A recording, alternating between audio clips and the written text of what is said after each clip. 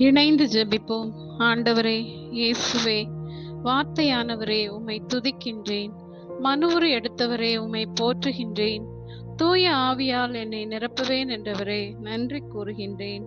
பிள்ளைகளே, அவர் தோன்றும் போது நாம் உறுதியான நம்பிக்கை கொண்டிருக்கவும், அவருடைய வருகையின் போது வெட்கி விலகாதிருக்கவும் அவரோடு இணைந்து வாழுங்கள் என்று இன்றைய இறைவார்த்தை மூலமாக என்னை என்றும் உம்மில் இணைத்து வாழ அழைக்கும் தயவிற்கு நன்றி கூறுகின்றேன். இறுதி வரை மன உறுதியுடன் இருப்பவரே, மீட்கப்படுபவர் என்ற உமது உயிருள்ள வார்த்தையை நினைவில் இருத்தி உமக்காக என் நேரமும் விழிப்பாய் இருக்க உதவி செய்யும்.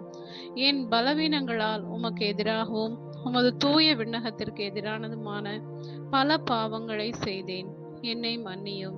ஆண்டவரே, இயேசுவே, இந்த மண்ணக வாழ்வில் உமக்கு உகந்த மனிதனாக மாறி விண்ணக பாதையில் அன்னை மரியின் வழிநடத்தலில் வாழ்ந்திட கிருபை தாரும் அப்பா. இந்த நாளில் உமது பிள்ளையாக மாற்றும்.